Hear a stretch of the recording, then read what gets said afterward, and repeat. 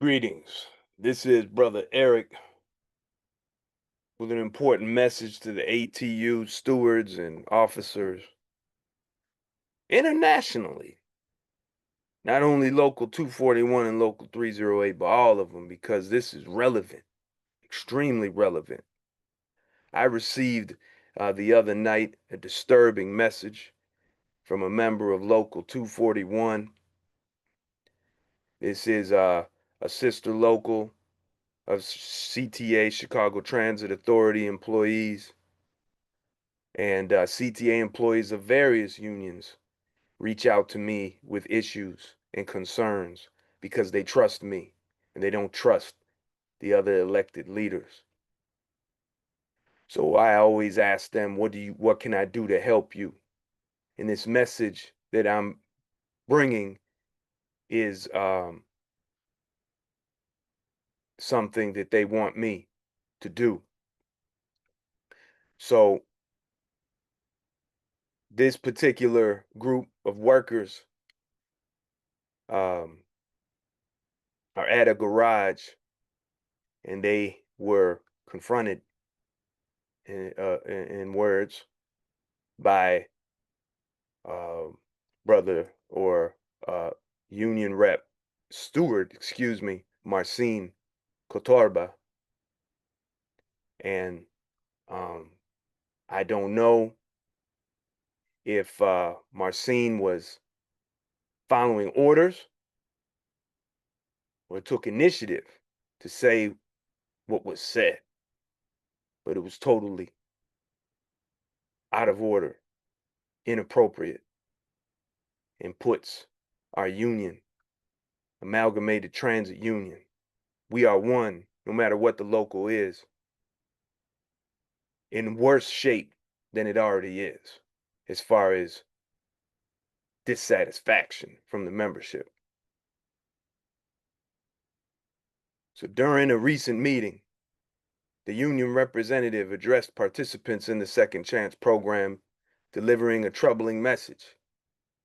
If any apprentice chooses to opt out of the union, the representative will ensure that management strictly enforce all rules and regulations against us.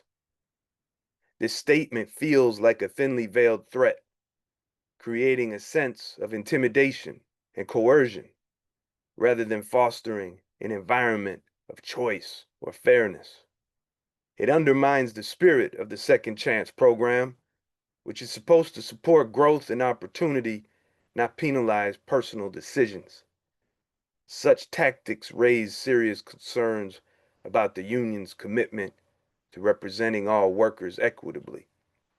Now, Brother Keith Hill, Local 241 president, has always been open with the membership and about myself and others uh, pledging to put charges on us for various things, dual unionism, I don't know, whatever he can come up with in his uh, brain, if you can call it that. Uh, but he does it to destroy, and he does it to silence dissent. What I'm doing here is I'm making sure that we keep our house in order as Amalgamated Transit Union representatives. When I do wrong, you call me out. When you do wrong, I call you out. And everybody needs to know. We need to be the example of accountability. When we threaten a member with punishment by management, we, union reps and stewards, officers, officials, whatever you want to call us, leadership, we are breaking the law. We are breaking the law. We are bringing upon ourselves attention for unfair labor practice charges, lawsuits, whatever. Where do I get that from? I want you to look at the Illinois Labor Relations Act, Section 10, Paragraph 10, Subsection B, Part 1. It shall be an unfair labor practice for a labor organization or its agents to restrain or coerce public employees in the exercise of the rights guaranteed in this act.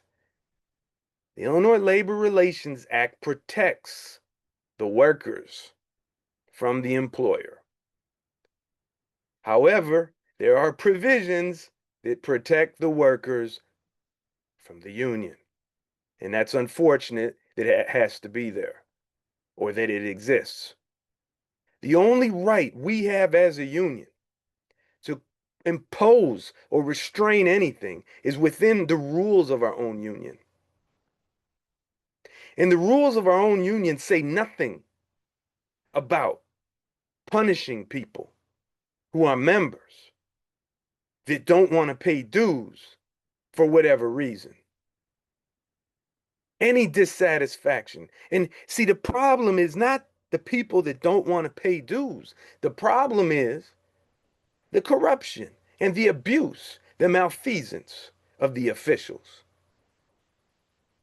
who make the members not want to pay dues. Let's look at the rules of our own union. You can find it right there in the Constitution of the Amalgamated Transit Union. I will not knowingly wrong a member or see one wronged if in my power to prevent it. That's what I'm doing. Members of my union are being wronged. And they're reaching out to me saying, Brother Eric, what can you do to help us stop this? Well, the best thing you can do, brothers and sisters, don't opt out. Don't stop paying dues. Opt in and hold the boss-loving, boot-licking, corrupt traitors accountable. Read this Constitution that I've just cracked open for you. As they put charges on me and others, you could put charges on them. It's in section 22. We'll get into that another day. But it says here, I will not appeal to any legal authority in matters pertaining to this union until I've exhausted all means of redress provided by its laws. And see, that's what our union, a lot of my officials don't get. They say, well, I don't like this person, so I'm going to call the cops on them. This person isn't saying what I want to say. I'm going to call the cops on them. This union rep or this member is disagreeing with me. I'm the president.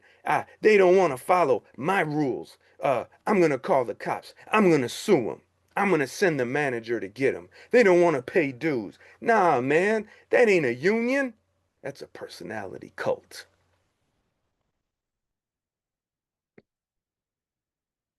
The members should have a right and be encouraged to condemn, criticize, debate, even troll the union officials. It happens to me all the time. In fact, I got a public Facebook group and I tell the trolls, I tell the agents, I say, troll me, condemn me, question me, debate me. I don't need to be loved. I'm a union official. It's my job to help the people, not be a boss over the people. The members are the boss. Well, I don't like what they said about me. They called me a name. They said they weren't going to pay any dues. Well, sorry. You have to promote the cause of trade union principles and defend freedom of thought, whether expressed by tongue or pen, with all power at my command. So part of being a union steward, part of being a union official is that the members are going to talk bad about you. They're going to condemn you. They're going to threaten to not pay dues. They're going to withdraw. They're not going to want to talk to you. That's just part of it, but you have to defend that.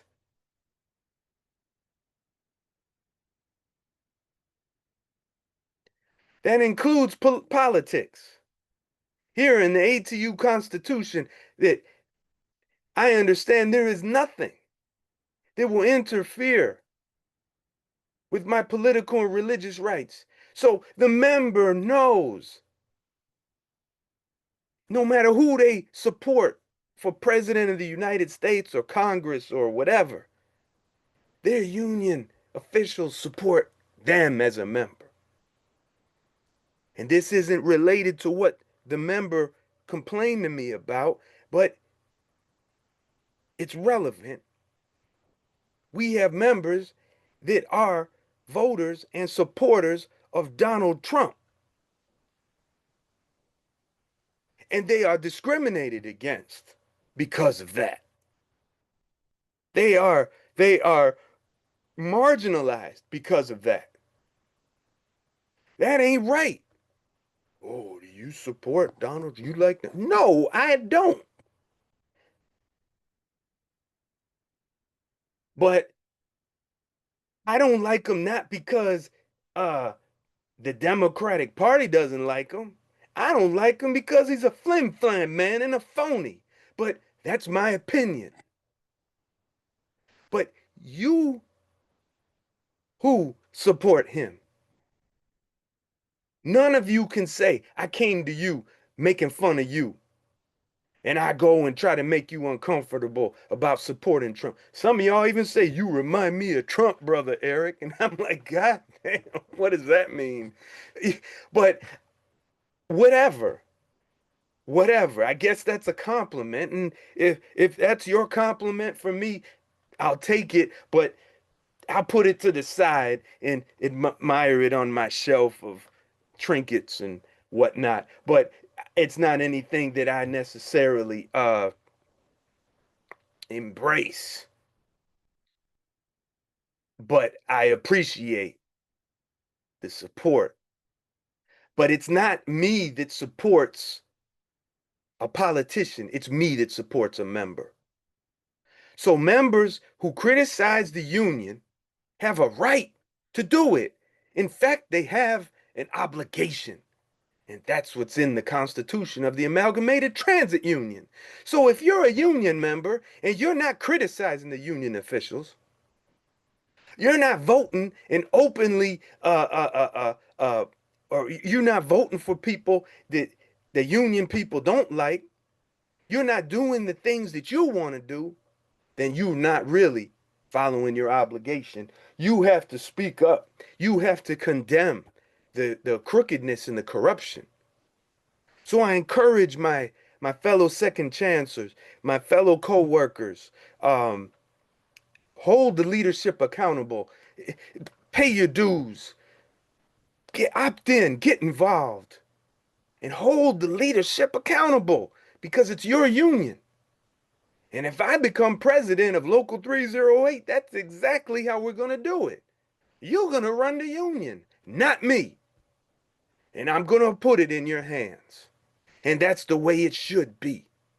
And that's the way it's going to be if we're going to keep a union. Peace.